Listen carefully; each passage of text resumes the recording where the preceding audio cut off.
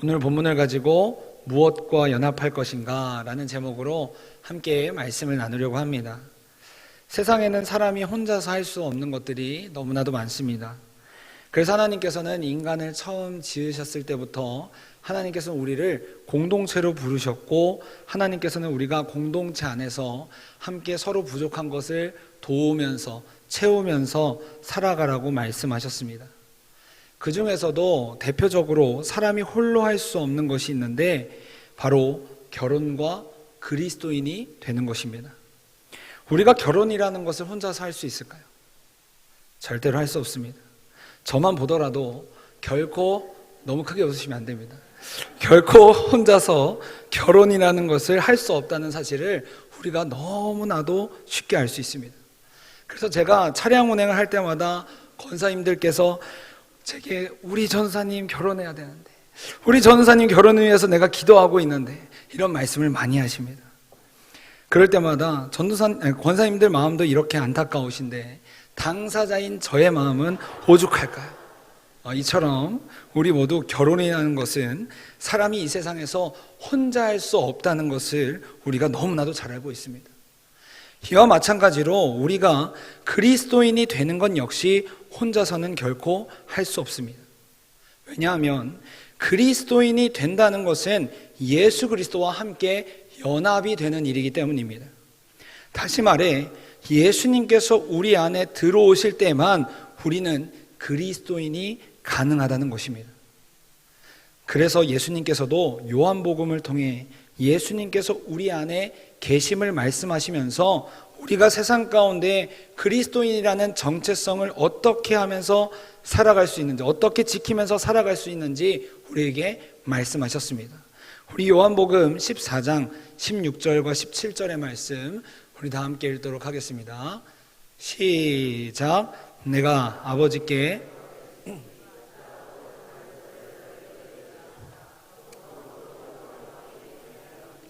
그는 진리의 영이라 세상은 능히 그를 받지 못하나니 이는 그를 보지도 못하고 알지도 못함이라.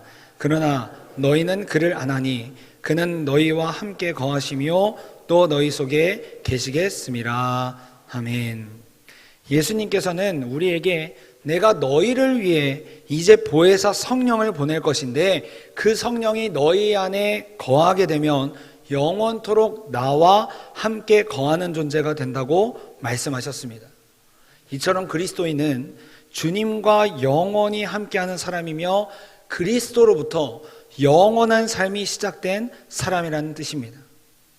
이러한 측면에서 하나님께서는 오늘 본문을 통해서 우리가 인생을 살아갈 때 어떠한 모습으로 살 것인지에 대해서 말씀하고 계십니다. 담임 목사님께서 지난 설교들을 통해 여러 번 반복해서 선택에 대해 말씀을 하셨던 것처럼 우리가 무엇과 연합된 존재로 살 것인가에 따라서 하나님께서 원하시는 그 모습으로 살 수도 있고 혹은 하나님과 반대되는 삶을 우리가 살 수도 있다라는 것입니다. 그래서 하나님께서는 오늘 본문 안에서 죄의 법, 사망의 법과 생명의 법, 성령의 법을 비교하면서 말씀하고 계십니다.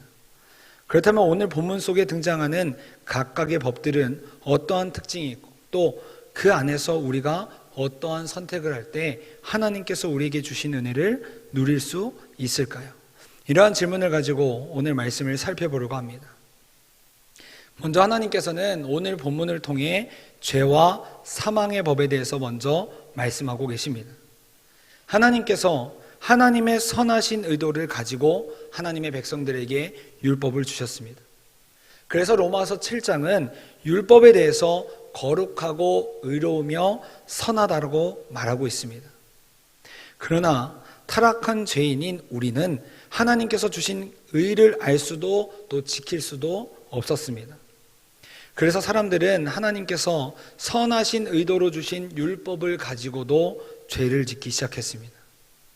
그래서 죄인인 우리는 그 율법을 가지고 남을 정죄하기도 하고 또 스스로를 올가매기도 하면서 하나님께서 원하시지 않는 길을 걸어갔습니다.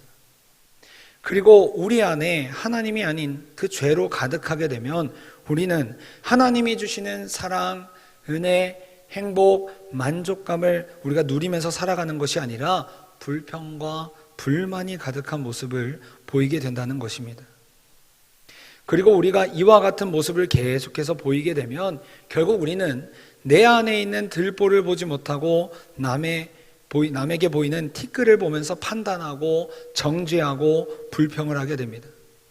왜냐하면 죄와 사망의 법을 선택한다는 것은 자신의 내면을 하나님의 것으로 채우는 것이 아니라, 하나님으로만 채우는 것이 아니라 오늘 성경에 등장하듯 육신을 따르는 사람이 된다는 것을 의미하기 때문입니다.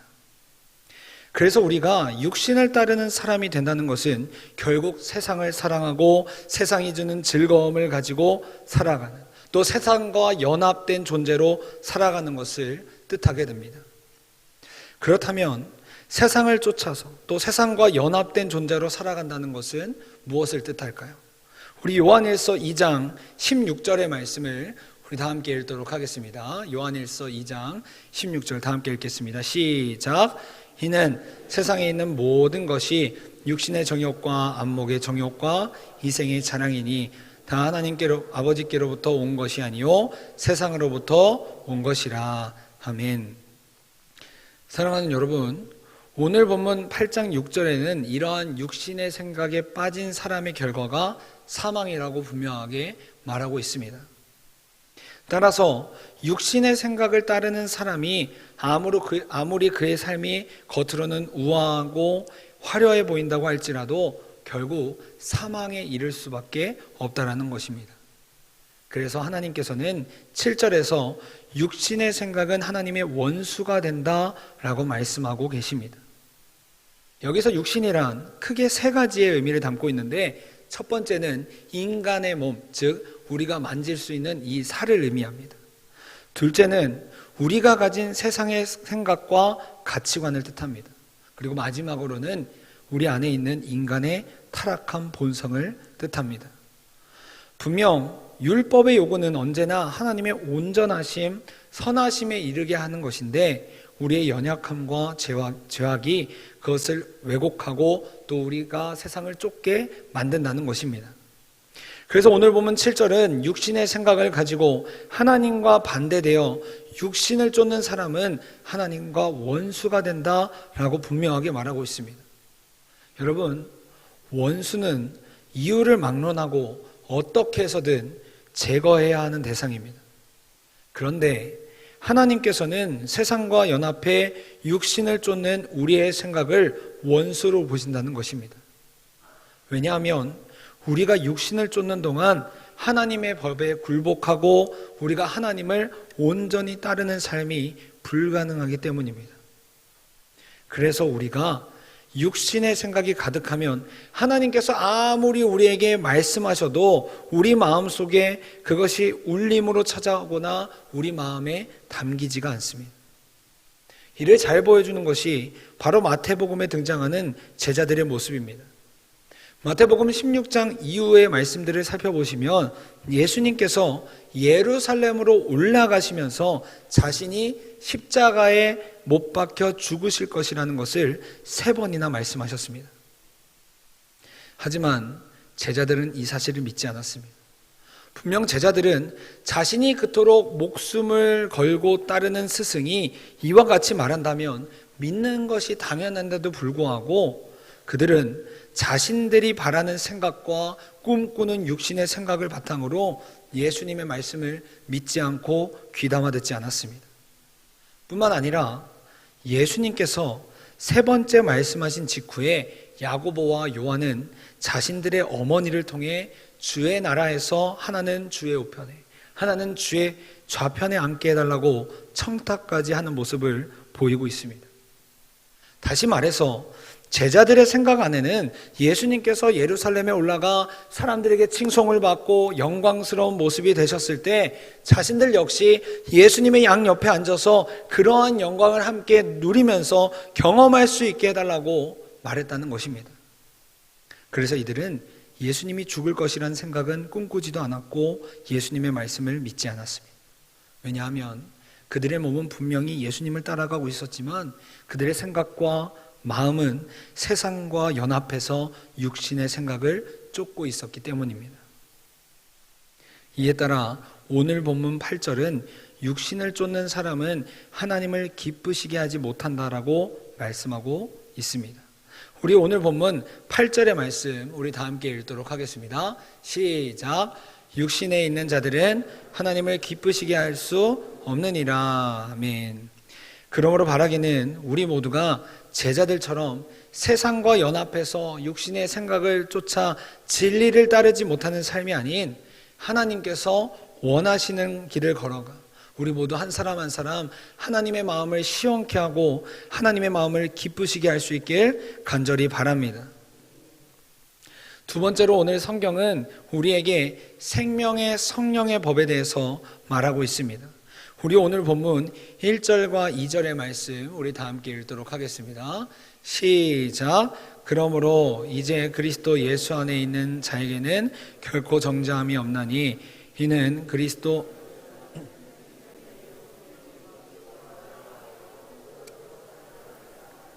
아멘. 사랑하는 여러분, 성령님은 죄인인 우리를 예수 그리스도 안에서 거하게 하시며 이 세상에서 여전히 효력을 미치고 우리를 유혹하는 죄와 사망의 법에서 자유하게 하십니다. 그래서 성령님께서는 오늘 보면 1절에 등장하는 그리스도 예수 안에 있는 자, 즉 예수님을 닮는 것을 삶의 목표로 하는 사람, 주님의 말씀대로 살아가는 사람을 사망이 아니라 생명으로 인도하신다는 것입니다. 그래서 1절에서 중요한 단어가 바로 해방이란 단어입니다.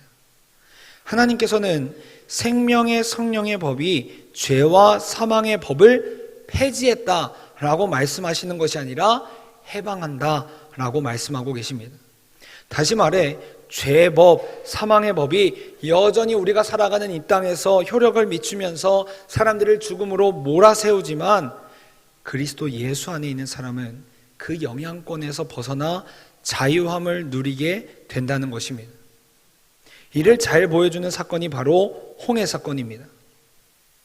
출애굽한 이스라엘 백성이 홍해를 건널 때 이스라엘 백성들에게 홍해는 생명의 바다였습니다.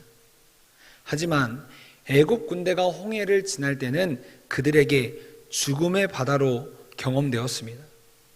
분명 같은 바다고 같은 장소인데 왜 이스라엘 백성들에게는 생명의 바다였고 또 애굽의 군대에는 죽음의 바다였을까요?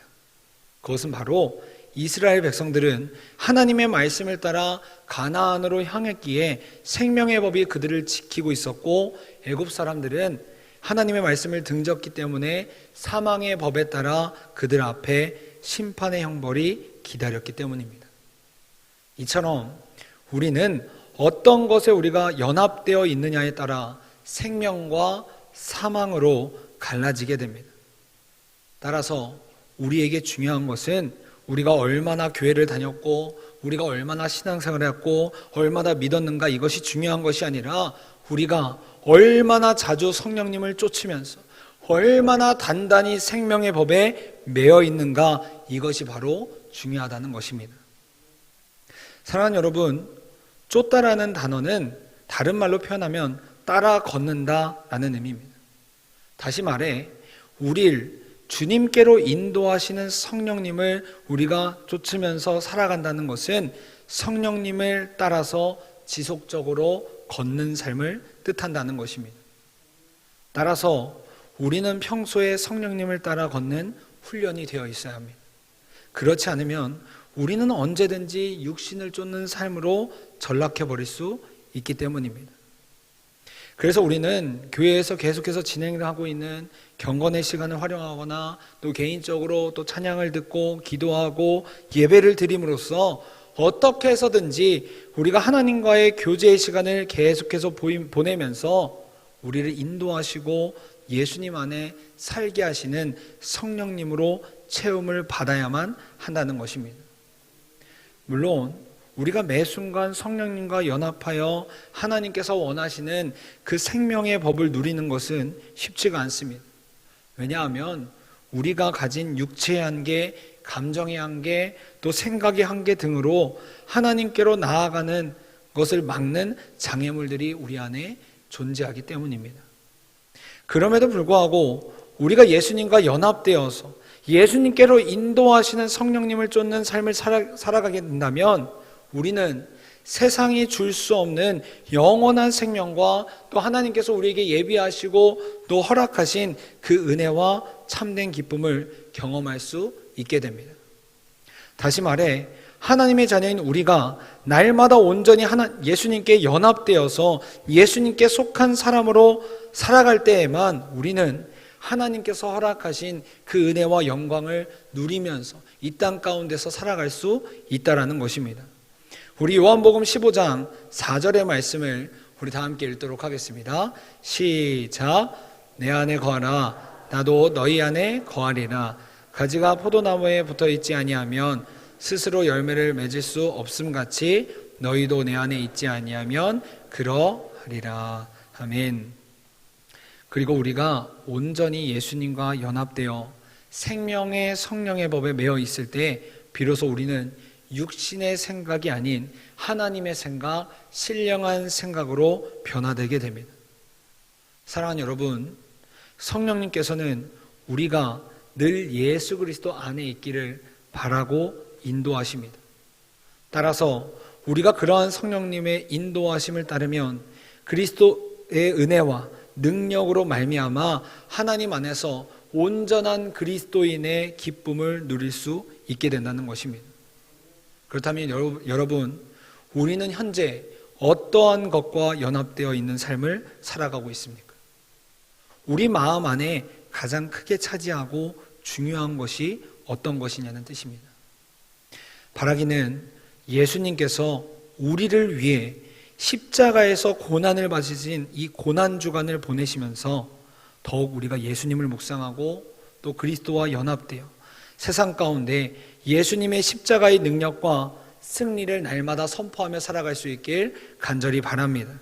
그리하여 오늘 본문 8절의 말씀처럼 우리가 하나님이 주시는 평안을 간직하며 세상 가운데 흔들리지 않고 하나님의 기준을 선포하며 살아갈 수 있길 간절히 원합니다. 이와 같이 우리가 우리를 예수님께로 인도하시는 성령을 따라 걷게 되면 우리는 세상이 아닌 그리스도와 연합된 온전한 그리스도인으로서 세상 가운데 살아갈 수 있게 됩니다. 또한 이처럼 우리 모두가 그리스도와 연합되어 하나님을 사랑하는 자들이 되면 우리 공동체는 로마서 8장 28절의 말씀처럼 합력하여 선을 이루는 공동체가 된다는 것입니다. 우리 로마서 8장 28절의 말씀 우리 다 함께 읽겠습니다. 시작. 우리가 알거니와 하나님을 사랑하는 자 곧 그의 뜻대로 부르심을 입은 자들에게는 모든 것이 합력하여 선을 이루느니라. 아멘. 그러므로 바라기는 우리 모두가 다른 어떤 것보다도 하나님을 가장 사랑하는 자들이 되어서 예수 그리스도와 연합한 온전한 그리스도인으로서 세상을 넉넉히 이기며 살아가는 자들 될 수 있길 간절히 소망합니다. 그래서 예수님께서 우리를 위해 십자가에서 이루신 승리를 날마다 맛보면서 우리 교회가, 우리 공동체가 하나님 안에서 합력하여 선을 이루는 공동체, 또 하나님께서 원하시는 공동체 될 수 있길 간절히 소망합니다. 남은 한 주간 우리 주님께서 우리를 각자의 자리로 보내실 때 이와 같이 우리 모두가 예수님과 연합된 존재로 살아가는 하나님의 은혜가 넘쳐날 수 있길 간절히 소망합니다.